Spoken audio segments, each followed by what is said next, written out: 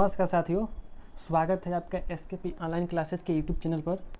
दोस्तों, इस वीडियो में हम लेकर आए हैं बीएड द्वितीय वर्ष के चतुर्थ प्रश्न पत्र जनसंख्या शिक्षा एवं पर्यावरण शिक्षा के कुछ मोस्ट इम्पॉर्टेंट एमसीक्यू क्वेश्चन है। ये पर्यावरण शिक्षा एवं जनसंख्या शिक्षा का चौथा पार्ट है। इसके अन्य वीडियो का लिंक भी हम डिस्क्रिप्शन बॉक्स में दे देंगे, आप वहाँ से देख सकते हैं। और दोस्तों, अगर आप इस वीडियो का PDF प्राप्त करना चाहते हैं तो आप हमारे टेलीग्राम चैनल को ज्वाइन कीजिए। हम वहाँ से इस वीडियो का जितना भी जो भी PDF होता है हम दे देते हैं। तो शुरू करते हैं आज का क्वेश्चन। पहला क्वेश्चन है, स्वस्थ शरीर मन या आत्मा में स्वस्थता तथा निरोगता की अवस्था है। मुख्यतः यह शारीरिक रोग या दुख का अभाव है।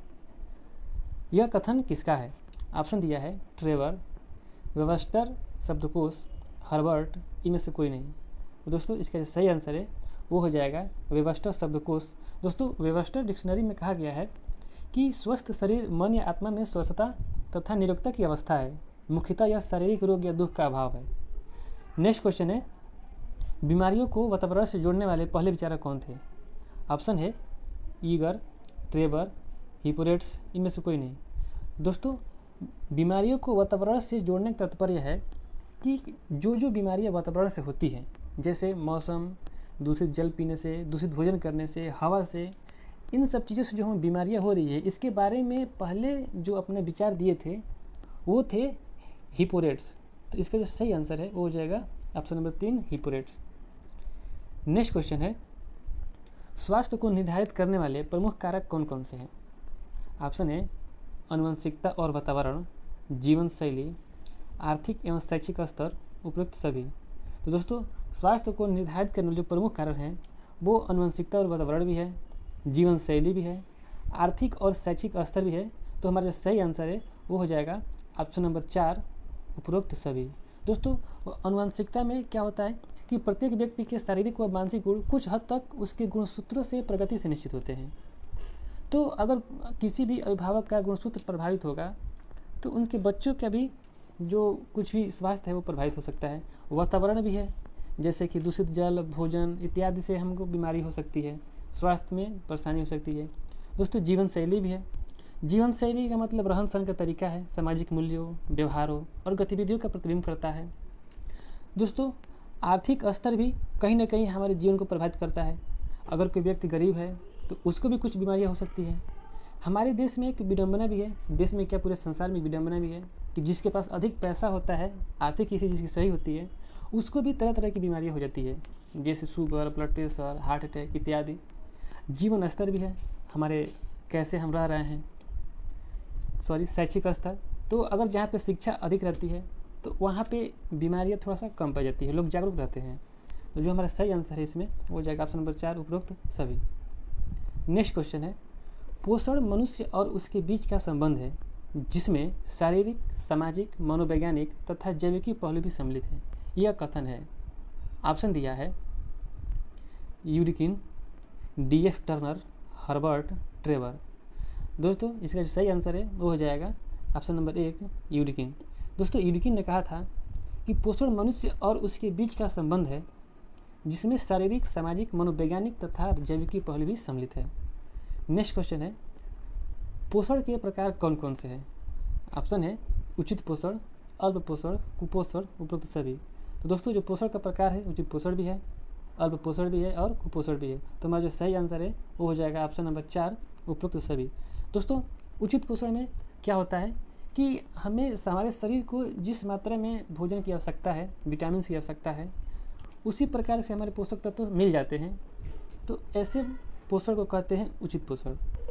अगर बात करें अल्प पोषण की, तो दोस्तों, अल्प पोषण में क्या होता है कि जब व्यक्ति को शारीरिक विकास और वृद्धि के रख रखाव के लिए आवश्यक मात्रा और अनुपात से कम आहार प्राप्त होता है, तो ऐसे पोषण जो होते हैं अल्प पोषण होते हैं। अगर हम बात करें कुपोषण की, तो दोस्तों, जो कुपोषण होता है ये पोषण की अव्यवस्था तथा अनुचित ढंग से होता है।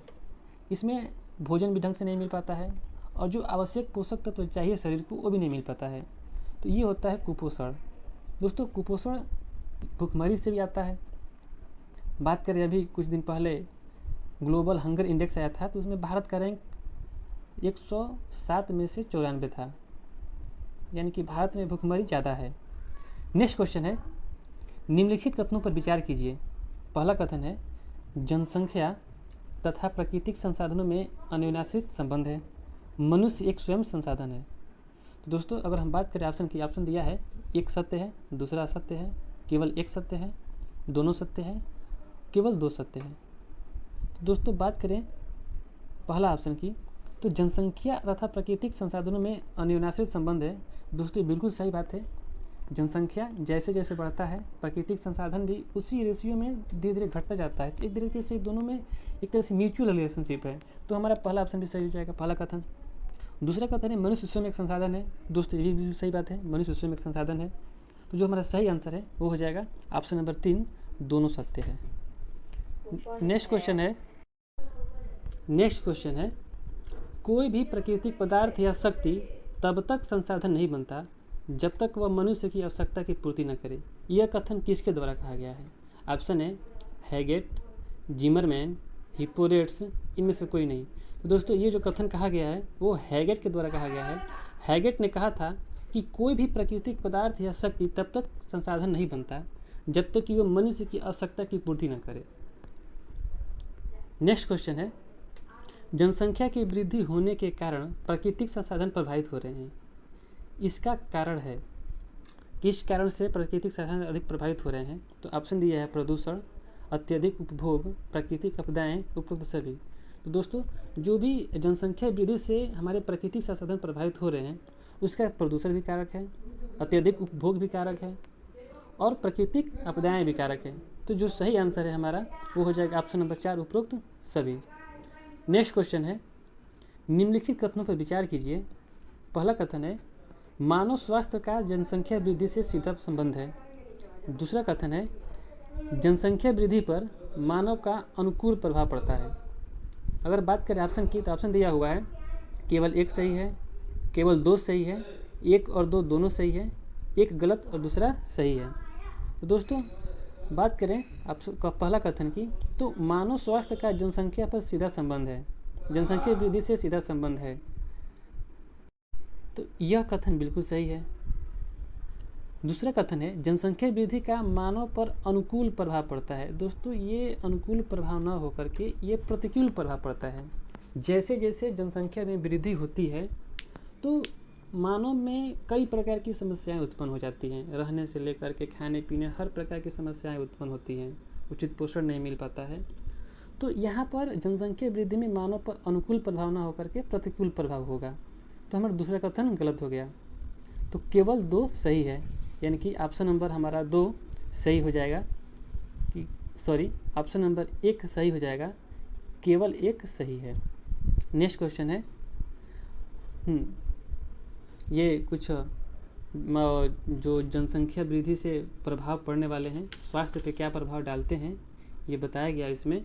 जैसे वातावरण है, वातावरण दूषित होता है तो मनुष्य भी कहीं ना कहीं से उसका स्वास्थ्य खराब हो जाता है। उचित पोषण का अभाव, दोस्तों जनसंख्या वृद्धि के कारण व्यक्ति को उचित पोषण नहीं मिल पाता है, और उचित पोषण में भोजन की मात्रा उसमें विद्यमान विभिन्न प्रकार के तत्व होते हैं जो कि शरीर को आवश्यकताओं की पूर्ति करते हैं।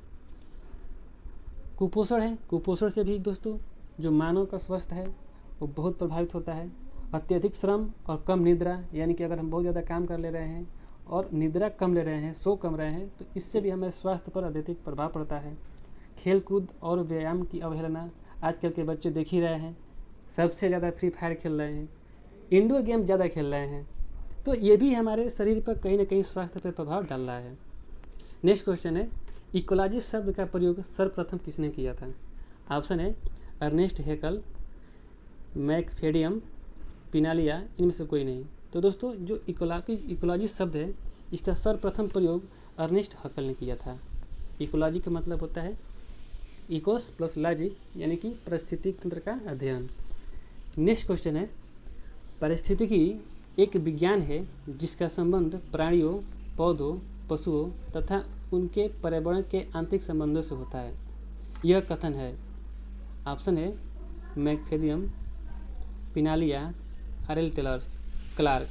तो दोस्तों इसका जो सही आंसर है हो जाएगा ऑप्शन नंबर 1 मैकफेडियम। मैकफेडियम ने कहा था कि पारिस्थितिकी एक विज्ञान है जिसका संबंध प्राणियों, पौधों, पशुओं तथा उनके पर्यावरण के आंतरिक संबंधों से होता है। नेक्स्ट क्वेश्चन है, निम्न में से कौन सा पर्यावरण अध्ययन का उद्देश्य नहीं है? दोस्तों ऐसे क्वेश्चन को जरूर आप लोग यहाँ पे टिक करके ही करें।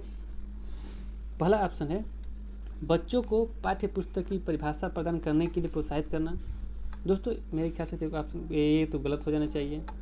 पर्यावरण अध्ययन के उद्देश्य बिल्कुल नहीं होना चाहिए। बच्चों की जिज्ञासा और सृजनात्मक पोषण करना, दोस्तों सही बात है। परिवेश इन मुद्दों पर जागरूकता का विकास करना, ये भी सही बात है।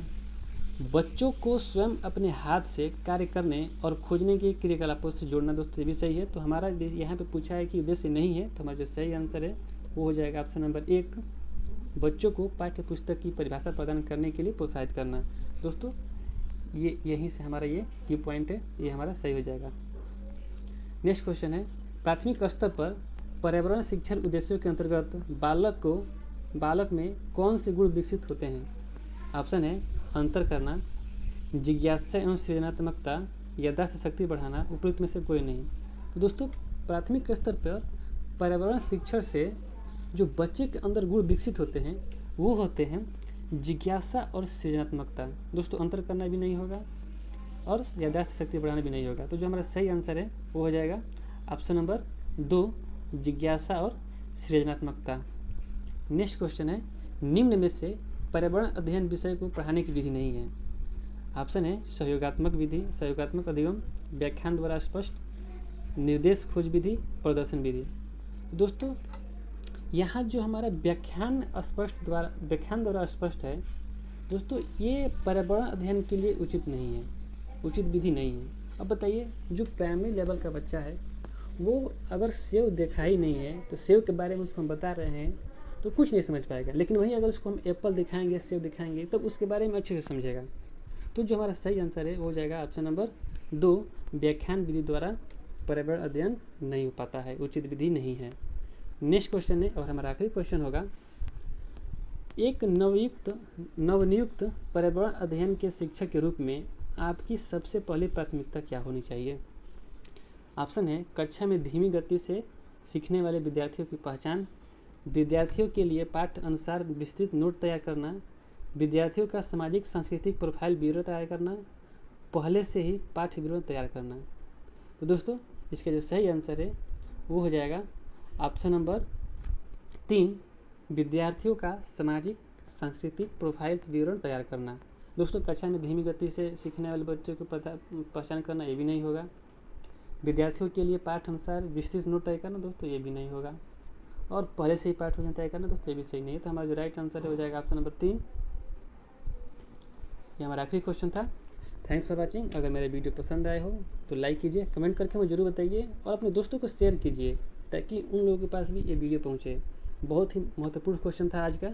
अगर इस वीडियो का PDF प्राप्त करना चाहते हैं तो हमारे टेलीग्राम चैनल पर ज्वाइन कीजिए, इसका लिंक हम डिस्क्रिप्शन बॉक्स में दे देंगे और हमारे चैनल को सब्सक्राइब कीजिए। मिलते हैं नेक्स्ट क्लास में, तब तक के लिए धन्यवाद।